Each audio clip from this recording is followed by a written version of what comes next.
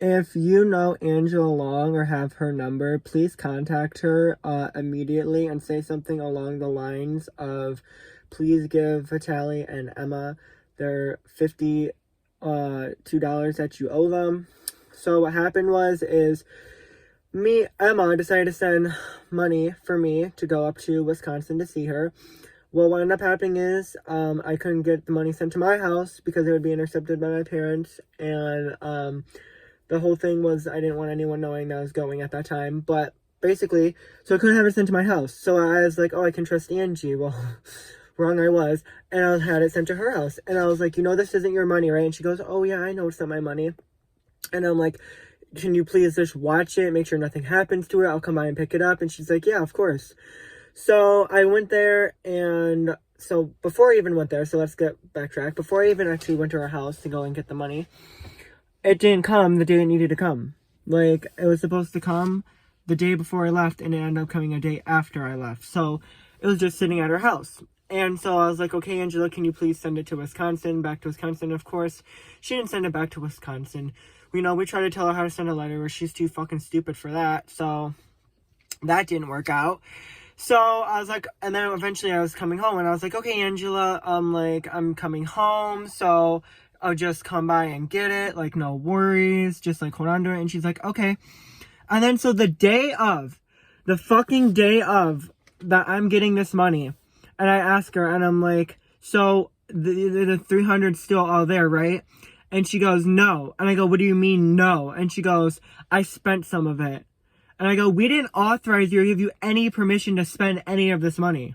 The only time that we gave you permission to spend money was if you're going to take out $5 to go and use stamps to send it back to Wisconsin. And you couldn't even fucking do that.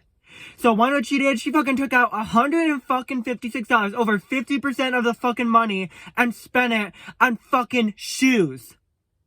And then she has the nerve to go and tell me that I'm being rude about it when she stole the money? You stole the fucking money, Angie. We never gave you permission to go and take out $156 and have a fucking heyday. That was never stated, ever.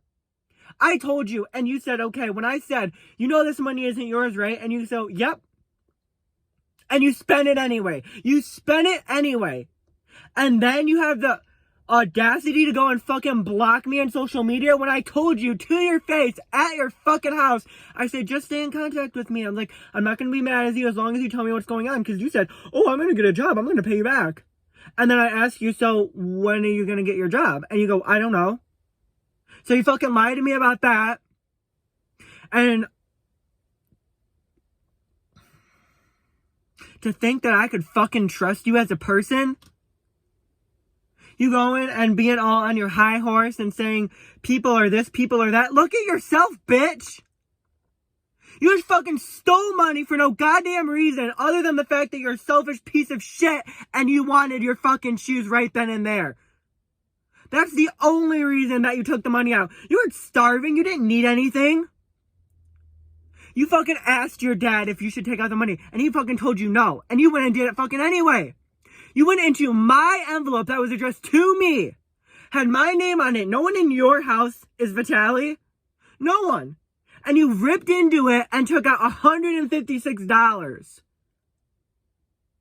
And then I went to her house, and I was like, this isn't gonna do. Like, you need to pay as much as you can right now.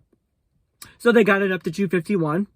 And I told her, I was like, don't think that you're just gonna be able to sweep this under the rug, and that if you just ignore me, it's gonna go away. Because your bill's gonna come one day. Like, I'm not gonna forget about it. Like, I'm not just gonna walk away and be like, oh, okay, you still owe us a bunch of money, but it's okay. No, because it's not okay, because you fucking lied to my face, and you never told anyone that you were spending any of the money. Never. You just decided to be completely, absolutely avoidant of that. Absolutely avoidant of it. You were just like, oh yeah, I'm not going to tell anyone. I'll be able to get away with this. Like, you didn't think I was going to notice that money was missing?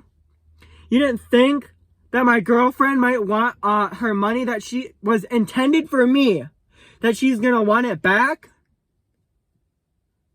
Like, come on, Angie. I know you're stupid, but I didn't think you were this stupid. Like, seriously. Seriously, dude. You need to, and I'm not joking. Now that you've blocked me on social media, I know where you fucking live. And I'm going to be coming to your house, especially when I get back. I'm going to be coming to your fucking house. And persistently, one day at a time, knocking on your door. Because your dad said you would pay me back. So I'm not concerned. Unlike you, I can keep your dad's word. So I'm not concerned about that. But I don't know how you can sit there and fucking lie to us. And fucking tell us that you don't owe us money. And that you want to beat my ass for me being rude about it. I can't with this right now. I'm pissed. I'm fucking pissed, you guys. That was our money, her money, that was sent to me, not to you, to me. And you said, oh yeah, I'll make sure nothing happens to it. Oh, I know it's not mine. I wouldn't take anything from it. You can trust me. I can't fucking trust you as far as I can fucking throw you, bitch. Burn in fucking hell. And then blocking me? I literally said to your face, I'm like, just keep in contact with me and there won't be an issue. But apparently you want to have an issue.